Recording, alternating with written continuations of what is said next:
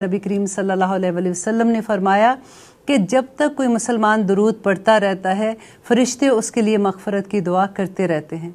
अब ये हम पे है कि हम कितना दुरूद पढ़ते हैं। एक और दफ़ा नबी करीम सल्लल्लाहु अलैहि वसल्लम ने फरमाया कि एक साहबी उनके पास आते हैं और आके कहते हैं कि या रसूलल्लाह मैं बहुत कसरत से दुरूद पढ़ता हूँ, आप मुझे ये बताइए कि मैं अपनी दुआ का कितना हिस्सा दुरूद के लिए वक्फ़ करूँ। तो नबी करीम सल्लल्लाहु अलैहि वसल्लम ने कहा कि जितना तेरा दिल चाहे। उसने कहा कि क्या मैं 1/4 हिस्सा अपना जो है वो दुआ का वो मैं दुरूद पढ़ता रहूँ।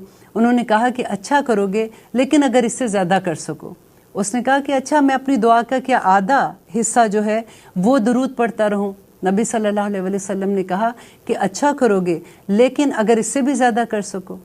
उसने कहा कि तो फिर मैं क्या 2/3 हिस्सा अपना दुआ करता दुरूद शरीफ पढ़ता रहूं। नबी सल्लल्लाहु अलैहि वसल्लम ने कहा कि अच्छा करोगे, लेकिन अगर इससे भी ज़्यादा कर सको।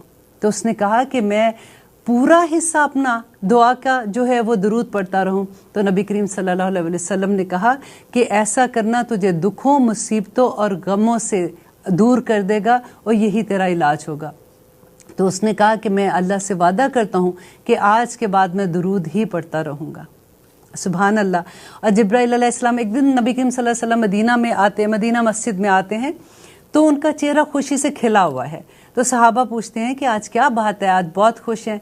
तो नबी करीम सल्लल्लाहु अलैहि वसल्लम ने कहा कि जिब्राइल अलैहिस्सलाम आए थे और उन्होंने कहा कि मैं आपकी उम्मत के लिए आपको खुशखबरी देता हूँ कि अल्लाह सुब्हान ताला ने कहा है कि जो आप पे एक दफ़ा दुरूद भेजेगा, अल्लाह सुब्हान ताला 10 मरतबा उस पर अपनी रहमतें भेजेंगे, और जो एक दफ़ा आप पे सलाम भेजेगा, अल्लाह सुब्हान ताला उस पर 10 बार सलाम भेजेंगे। आप देखें कि अल्लाह हम पे अगर हम एक दफ़ा दुरूद पढ़ते हैं तो अल्लाह सुब्हान ताला खुद हम पे सलाम भेजेंगे। अल्हम्दुलिल्लाह।